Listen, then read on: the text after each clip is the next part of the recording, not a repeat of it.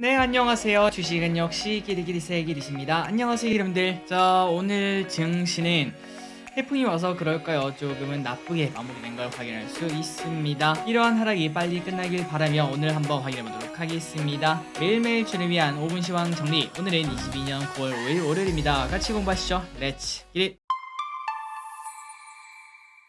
자, 오늘 코스피 0.2% 하락, 그 다음에 코스닥은 1.8% 하락으로 온도차가 매우 심한 걸 확인할 수 있었습니다. 그리고 하락보다 상승 규모가 압도적으로 적기 때문에 체감 지수도 매우 나빴을 것 같습니다. 그래서 코스피 차트는 지속적으로 떨어지는 걸 확인할 수 있고, 그래서 결국 60일선 아래 대롱대롱 매달려서, 그런데 정말 다행히도 일단 2400은 지키는 걸 확인할 수 있었네요. 하지만 2400까지는 불과 4포인트밖에 남지 않아서 이거 내일은 지킬 수 있을까라는 생각해 볼 수 있을 것 같습니다. 그리고 매동을 보도록 하겠습니다. 매동은 눈치 보기를 나타냈습니다. 개인, 외국인, 기관, 연기금 전부 다 눈치 보기. 그렇다면 오늘 연기금 무엇을 많이 샀는가? LG엔솔, 포스코홀딩스, 포스코인터내셔널, 삼성중공업, 두산에너빌리티를 매수합니다. 지속적으로 포스코홀딩스와 LG엔솔을 크게 매수하는 걸 체크할 수 있네요. 그리고 오늘의 증시 포인트를 보도록 하겠습니다. 자, 오늘 증시가 좀 안 좋았던 이유는 아마도 환율이 계속 올라가면서 투자 심리가 나빠진 이유가 아니겠는가라고 볼 수 있을 것 같은데요. 그렇다면 갑자기 또 환율이 이렇게 튀는 이유가 뭔가 봤더니 지금 현재 유럽이 상태가 좀 많이 메롱이라고 합니다. 에너지발 리먼 사태가 오나 이런 얘기까지 하고 있죠. 그래서 유럽에서는 비상계획까지 나서고 있다고 하며, 그리고 1유로가 0.988달러로 20년 만에 달러 대비 최저치를 찍고 있다고 합니다. 그러니까 상태가 메롱이라는 거겠죠. 그리고 지금 현재 유럽 지수도 영국을 제외하고는 전부 다 2% 넘게 하락하는 걸 체크할 수 있고, 이러한 영향 때문에 오늘 증시가 또 힘이 없었다고 볼 수 있습니다. 그래서 결국 유로화가 약세니까 환율이 이렇게 급등하는 걸 체크할 수 있고, 어느덧 1371원으로 금융위기 이후 최고치로 올라가는 걸 확인할 수 있습니다. 그리고 아시아 증시는 전체적으로 혼조세를 나타냈네요. 니케이 0.1% 하락, 상해 0.2% 상승, 항생 1.2% 하락. 그리고 미국 선물은 그나마 지금 현재 안정적인 모습을 나타내고 있습니다. 보합권을 나타냅니다. 오늘의 선물 옵션을 보도록 하겠습니다. 외국인의 1,500억 정도의 매수를 확인할 수 있었습니다. 그렇기 때문에 추세적 하락은 아니겠구나라는 조금 안도감을 가질 수 있고, 그리고 옵션을 봐도 오늘 콜옵션을 크게 매수하는 걸 체크할 수 있습니다. 오늘의 쇼핑을 보도록 하겠습니다. 개인 삼성전자, 고버스, 세비캠, 코스닥 레버리지,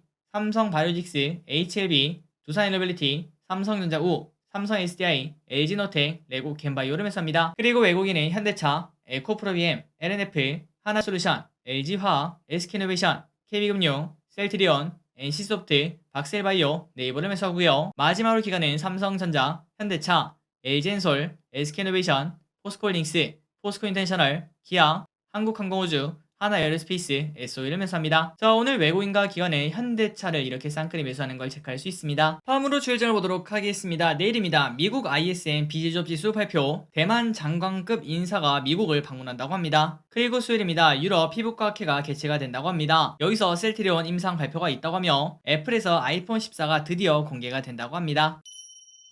오늘의 키워드는 태풍, 천연가스, 정유, 태풍 관련주가 급등합니다. 코리아 SE 점상에 도착하는 걸 확인할 수 있네요. 그리고 삼형 M택도 7% 상승, 태풍 흰남노 영향권 소식에 이러한 주식이 좋은 흐름을 나타냈습니다. 그리고 천연가스 관련주가 좋은 흐름을 나타냈습니다. 금요일날 러시아에서 원래는 3일만 중단하고 보내기로 했던 가스를 이제 좀 장기적으로 중단하겠다 이런 얘기를 했죠. 핑계는 가스 노출이 발견되었다 이런 얘기를 했지만 그걸 믿을 사람은 아무도 없을 것 같습니다. 그래서 결국 유럽에서 에너지 위기가 현재 또다시 나타나고 있으며, 이러한 기대감이라고 볼 수 있겠죠. GSE 11% 상승, 대성에너지 6% 상승, 포스코인터내셔널 5% 상승, LX인터내셔널 3% 상승. 그리고 정유 관련주도 마찬가지로 좋은 흐름을 나타냅니다. SOL 3% 상승, SK이노베이션 2.4% 상승. 다음으로 자동차 관련주가 좋았습니다. 현대차 조지아주 전기차 공장을 조기 확대한다 이런 얘기에 현대차 1.7% 상승, 한온시스템 2% 상승. 알루미늄 관련주가 좋았습니다. 인도네시아에서 23년에 알루미늄 원재료 보크사이트 수출 금지 예정 소식에 조일알미늄 7% 상승,